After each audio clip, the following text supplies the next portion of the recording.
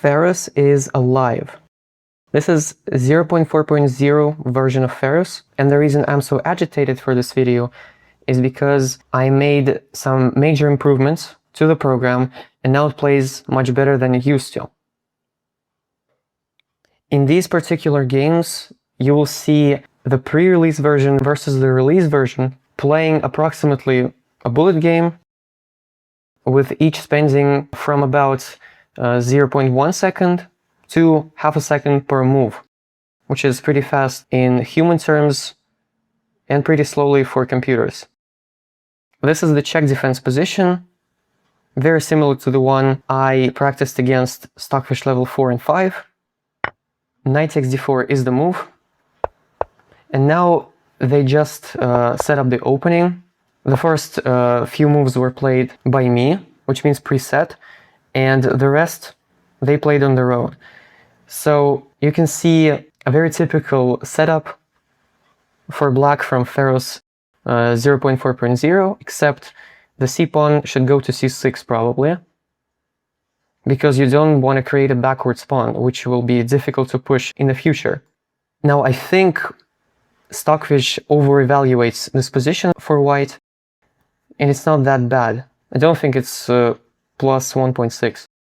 White castles, black continues their development, and now the plan for white should be to open up the center at some point, because black's king is there. Bishop e3 is fine, you defend the pawn on b2, and maybe now it's the time to play rook e1. Knight d5 also works, because it opens the center, but here's the problem. It's a little difficult to open the center because of f4, there's simply e4. What I think white should do here is try to kick the queen from the fourth row, so that if e4 happens, you just take the pawn. And you leave black with no choice but to take on f4. So I would consider moves like a3, then b3, then the queen leaves, and then you play f4. f4 immediately, I already said this, e4 is the problem. Now white goes for this, a very tricky way to get out of danger. Queen a4, bishop c2, and now rather than kicking the queen out with bishop b3, to me a very natural move, white decides to trade their d-pawn for black's e-pawn, which I don't really know how good it is, but Stockfish is of course unimpressed. Black retreats here, and a very nice problem that black is creating for white is this bishop not allowing the rook to go to d1.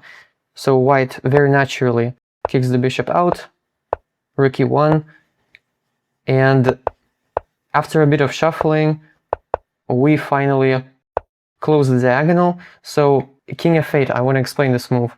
I don't really know if it was necessary or not, but the point is you can't really castle here because suddenly bishop is unprotected and is in the same line that white's rook. So now bishop h7 check simply wins a pawn and exposes the king a little. So maybe black found a way to get out of the center like this. c4 closing the diagonal for the bishop. b6 trying to place it on a better square.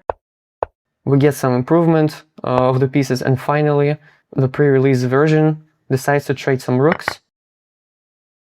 And here, if I gave you this position, what would you play? There are a total of 3 good moves here, and they all revolve around the same idea. So I'm first gonna name the moves, and then I'm gonna tell you the idea. So the first move is king e7. The second move is the one that first caught my attention in this position, and I would play it as black. This move bishop c8. And the third move is the one that the development version of Ferrous is actually playing now, which is bishop d4 check. Each of these 3 moves are fine. And the idea is you don't want to allow white's rook on d7.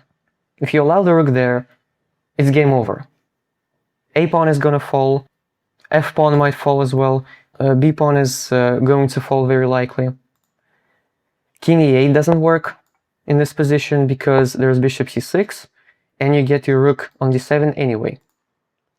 The release version, though, plays a terrible move, and this is one bug that I fixed. This move king to g8. That's obviously wrong, because now rook d7, and all of a sudden you have no way to save your pawns. Black will try to create some problems, but it doesn't work. f5, you actually can win material here with white. If you want to find it, you can pause. Rather than moving the bishop, you play rook a8, pinning the bishop. So now, if black takes, you take the bishop, king f7, and black loses the rook as well.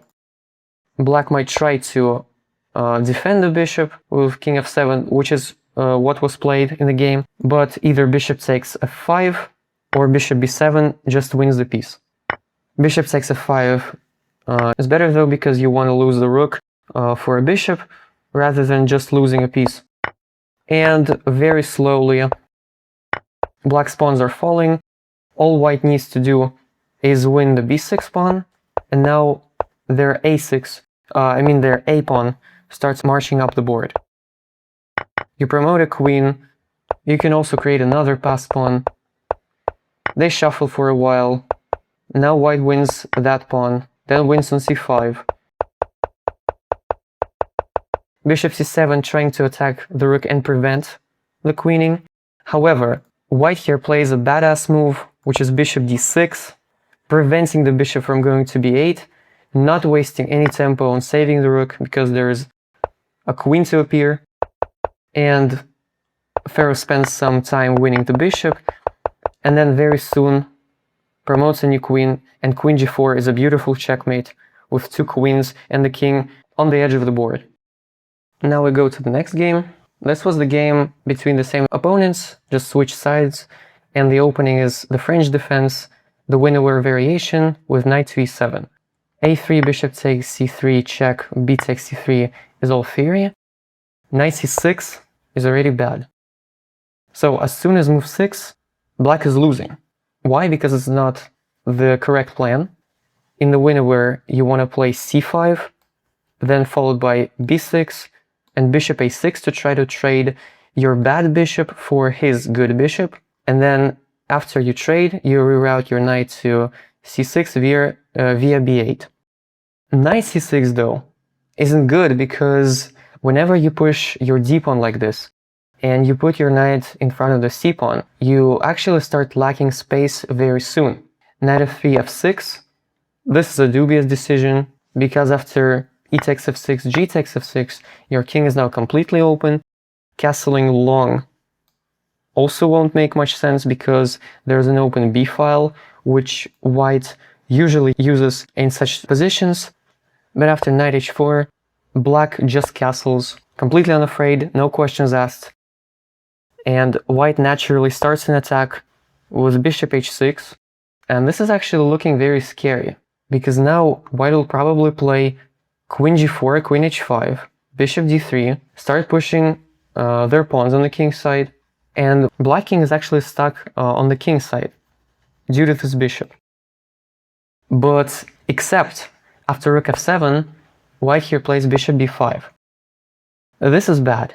So if you wanted to develop your bishop, you needed to play bishop d3 to at least point your bishop towards the king side. With a bishop on b5, it's not quite doing much. And black is correctly trying to open up the center, even though Stockfish is not fascinated by this move. I like it. Queen h5 is correct, and after pawn takes d4, white correctly castles and sacrifices another pawn. And the idea behind this is you need to bring your rook to e1 and then lift it, and this is already supposed to be winning for white, and it's quite difficult to prevent from the black's perspective. However, it's not winning if white plays knight to f3 for some reason. I cannot explain this move, because the knight is clearly not going anywhere from f3, and bishop f5 very timely, attacking c2, developing the bishop, restricting the queen's vision. And even though now you bring your rook, bishop c2, and now it's not even clear what white has. It looks like white still has some attack, but bishop g6 is very timely, and now it's not clear how to continue. If I was playing white here, I would try to put pressure on g6 by playing knight h4, f4, f5, bishop d3, some sort of move that exploits the spin. Ferrous instead takes on c6 and brings his bishop back. What this move fails to realize, though, is the fact that there's no good way to stop these pawns, and all of a sudden, black has a d4 resource. And white is actually very lucky they have two minor pieces pointing towards d2. One of them will sacrifice itself, and the other pawn is not strong enough to promote.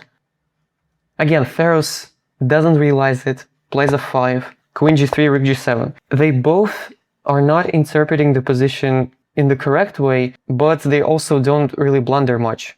So bishop g5 is played, probably need to prevent bishop f6. Black doesn't do it, and loses the pawn on c3. All of a sudden, white has some counterplay. Despite black is still up to pawns, their king is open, their pawns are isolated, and the rook in a8 is just passive. Yet still it's slightly better for black. f4, queen g5, rook f5 doesn't make any progress. Now you go back to f7, and finally, white is making some attempts to create counterplay. And there's a very sneaky idea to this move, knight to g5. And after the move rook to d7, I saw the Stockfish's evaluation, and I was like, how is that possible? Of course, I looked at knight h7, I didn't think it worked. Because after bishop takes h7, I calculated queen g5 I thought wouldn't work. Queen e6, I saw that it didn't lead to anything. So I thought maybe we have some way to distract this rook from the defense of g7. Or maybe the move was rook e6. But none of that was correct, because knight takes h7 works indeed. And now the point is, if bishop takes h7, which happened in the game, there's a checkmate in 5, which I suggest you try and find. So the move is queen g5 check, king f8, queen f6, rook f7, king h8 check, bishop g8. Now we use the fact that the king is cut off by the e file, so we play queen h6, leading to the only response, rook g7, and then we take the rook and it's a checkmate. Ferrous, of course, didn't find it. Instead played queen e6, following the path of its creator and failing to calculate all the forcing lines. But queen e6 doesn't work because of the only move rook f7, which keeps everything together. And despite white wins the last pawn they lacked, they're down a piece. They're completely losing now. Now all black needs to do is activate their pieces. Maybe queen g4. Just try activate some pieces. Queen d8 is fine. Queen b3 good, declining the trade of queens. Now we defend the pawn. And after rook d1, queen e7, rook e1, white has all of its pieces playing. And black still has this passive rook and this knight that is not doing much. Queen f8. You have to be very cautious taking away your king's squares like this. You have to ensure none of white's forcing moves work, and they don't. But it's now actually a completely equal position again, because neither side apparently can make any progress. Rook d7, white is trying to play for a win, obviously. Bishop c2, a tricky move. Queen d5. And now, if you were playing black, you would need to find the white's idea not to lose this game. The white's idea is to play queen g5. And after king h7, king h5, king g8, queen h8 is just a checkmate. Obviously, here black can sacrifice some material over here. It doesn't work. It's checkmate in like 9 or so. So you need to find a way to prevent the queen from going to g5. And the only good move, the only good way to do this is to physically impede the queen's path by playing bishop f5, attacking the rook. The pre-release version, though, plays rook d8, trying to pin the rook to the queen. It just doesn't work. And what do you think? Does Ferrous 0.4.0 finds checkmate in 5 here? Apparently it does. You need to sacrifice the bishop. Queen takes g6, queen g7. Now, do we take the queen? Not yet. While it's still good, we will leave black with 2 rooks. which is too much of a counterplay. Instead, we take the rook with check first, forcing black to respond with knight takes d8. Then we give another check. Black cannot move their queen off of the 8th rank, so they need to block with the rook. And only now do we take the queen and it's a checkmate.